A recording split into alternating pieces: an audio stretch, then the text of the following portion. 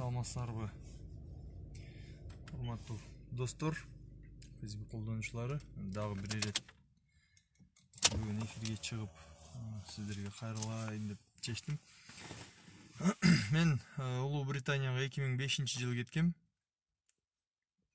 Кыргызстандагы коомдук саясий иштерди такай окуп билип кабар алып турчумун. Анда мындай мүмкүнчүлүк жок эле, онлайн же болбосо интернет аркылуу позицияны так билдирип турган. 2005-жылкы саясий төңкөрүштөн кийин бизде жаңы үмүт, келечек болот экен, мамлекет өзгөрөт, өнүгөт деген бир үмүт пайда болгон. Бирок зөөкүр, ууру коррупционерлердин тобу ал үмүткө суу сээп, мен Кыргызстанга экинчи келбейм деп Улуу Британияга чыгып кеткем. Мен сиздерге бир кызык маалымат айтып кетейин. Бул маалыматтарды сиздер эч жактан укпайсыздар. Бул так болгон факты. 2007-жылы Жогорку Кеңешке шайлоо болот. Мына ошол шайлоого Атамбаев өзүнүн ойношун 5-чи тизме менен Жогорку Кеңешке депутат кылып алып келем дейт. Саясатта, коомдук иште эч кандай тиешеси жок адамды Атамбаев өзүнүн жеке партиясы менен парламентке 5-чи тизме менен алып келем деп тизме тизе баштайт. Бул маалыматты Аслан Сартбаев тастыктап бере алат. Бул маалыматты Улуу Британиянын элчиси Эдил Байсалов да тастыктап бере алат. Буну айтып атканым эмне? Биздин арам акчага байыган кландардын башчылары, саясатчылар мамлекетти уурдап тоноп жок кылбастан, ошол уурдап тоногондон башкы бул мамлекетти чоң оюнчукка айландырып алды. Балдары, аялдары, тууган туушкандары, шопурлары, жан сакчылары андан өтүп дагы өздөрүнүн ойношторундагы саясатка алып келип көнүп калышканда. Ошондо ошол биздин чыган журналист Аслан Сатпаев, Эдил Байсалов жана башка адекваттуу адамдардын кеңеши менен, алардын талабы менен Атамбаев ошол өзүнүн ойношун тизмеден алып коюп, ал Жогорку Кеңешке депутат болбой алган. Бул факт, бул болгон иш. 2008-жылы Максим Бакиев өзүнүн ойношун Бишкек шаардык кеңешине алып келет. 21 жаштагы кызды Бишкек шаардык кеңешине депутат кылып алып келет дагы экономика комитетинин төрагасы болуп коет. 21 жаштагы кыз. Окууну бүтүп элек жаткан кыз. 21 жаштагы кыз. Кыргыз мамлекетинин борборундагы Борбор шаарынын депутаты болуп келет дагы комитеттин төрагасы болуп коет. 21 жаштагы кыз. Мен бунун айтайын деген негизги максат бул фактылар. Мен бир чекесин эле айтайын, бул фактылардын баарын өзүңүздөр интернеттен көрсөңүздөр болот. Мен айтайын дегеним эмне болуп атат? Биз 2010-жылдан бери, мына азыр 10 жыл болду. 2010-жылдан бери биз бейөкмөт уюмдар тарабынан лоббиге алынып, мыйзамдар кабыл алынган квота мыйзамына каршы чыгып келе жатабыз. Квотирование деген мыйзамга каршы чыгып келе жатабыз. 2010-жылы мыйзамдар кабыл алынган, 2011-жылы конституциялык 4 мыйзам кабыл алынган. Мына ошо 4 мыйзамдын жазылышына мен жеке катышкам. Ошол жерде президентти шайлоо, жергиликтүү кеңештерди, Жогорку Кеңешти, парламент шайлоо, борбордук шайлоо комиссиясы жөнүндө конституциялык мыйзамдар жазылган. Мына ошолдо мен да катышып, коомдук талкууларда, угууларда, Жогорку Кеңеште биз активдүү катышып, өзүбүздүн сунушубузду, позициябызды айтып, өзгөрүү толуктоолорду бергенбиз. Мына ошол мыйзамдарды кабыл алып, 10 жылдан бери чоң күч, лобби, бейөкмөт уюмдары өтө чоң акчанын каржылоосу менен бизде квота мыйзамын өткүзүп келатышат. Мына акыркы мыйзамды жакында эле кабыл алдырышты. Ал мыйзам боюнча туруктуу тизме деп коет. Бул жогорку кеңеште туруктуу тизмеде мисалы бир жыныстуу, мисалы аял кетсе аял келиш керек, эркек кетсе эркек келиш керек деген, жок, аял кетсе аял келиш керек деген акыркы өзгөрүү мыйзамдар кабыл алынды да. Биз мына 10 жылдан бери ошого каршы чыгып келе жатабыз. 2011-жылы талкууда эмне болду эле? Кандай мыйзамдар кабыл алынды эле?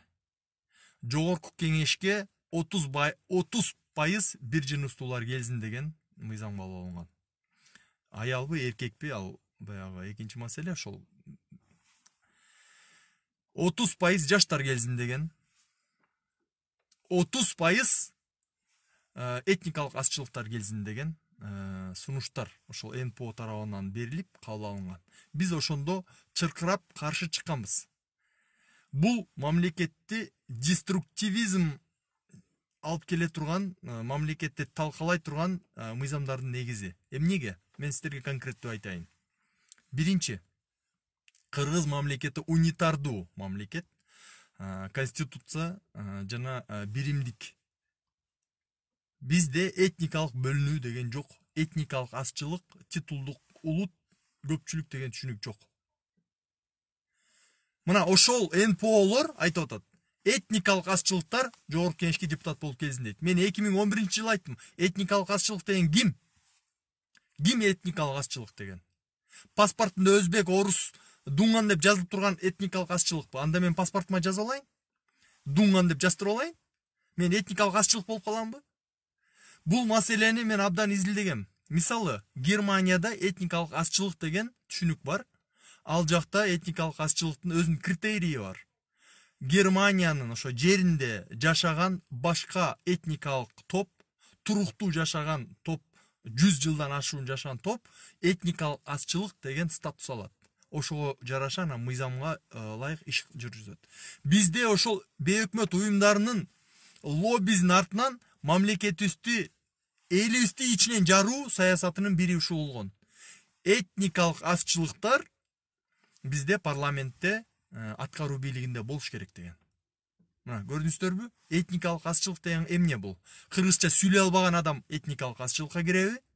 Же паспортунда башка улут деп жазылып турган этникалык азчылыкка киреби? Биз элди бириктире албай жатсак, булар элди бөлүп жарып, талкалоо саясатын жүргүзүп келишкен. Дагы да жүргүзүп жатышат. Бул биринчиси. Экинчиси, 30% жаштар келсин дейт. Жаштардын жаштык цензы деп коет. Бул жогорку кеңешке келүү ким тактайт аны? Биз баягы дүйнөлүк статистика менен карайбызбы же өзүбүздүкү? Анан үчүнчүсү аял эркек. Мына дагы бөлүп жаруу. Жашына карап бөлүп жаруу, жынысына карап бөлүп жаруу, этникасына карап бөлүп жаруу. Бул бейөкмөт уюмдарынын деструктивдүү саясатынын негизи мына ушуда. Айтып атып, чынында тажап бүттүм. Мына аялдарды дейт. 30% аялдар болсун дейт. Себеби бизде дейт термин киргизип алышкан. Позитивная дискриминация депчи. Буларга керектүү учурда булар бир нерсени ойлоп табышат да. Позитивная дискриминация, бизде аялдар жок, ошондуктан аялдарды биз парламентке аткаруу бийлигине алып келиш керек дейт. Аялдардын жогуна ким күнөөлүү? Эмне үчүн саясатка, коомдук ишке аралашпаган аялдарды силер кулагынан, желкесине сүйлөп келип парламентке отыргузуп койушуңар керек? Алар мамлекеттин кызыкчылыгын геосаясий аренада коргойбу? Коррупционерлер менен күрөшөбү? Же ошол жака барып алып саясатты үйрөнөбү? Бул жакта маселе ушундай болуп атат да, биздечи. Бул айтпайын десең ушинтип айтырат да. Мен дагы бир жолу айтайын. Парламентте болобу, аткаруу бийлигинде болобу, баягы чоң жооптуу кызматтарда потенциалдуу, энергиясы күчтүү, элдин алдында кадыр баркы бар, духу бар, билими, тажрыйбасы бар адамдар келиш керек. Ошондо позициясына бекем турган, билими, тажрыйбасы күчтүү адамдар гана саясий күрөштө жыйынтыктуу күрөшө алат. Квотасы жок эле бизде. Квотасы жок эле. Мына Жакупова окшогон күчтүү саясатчылар бар. Азыркы күндүн.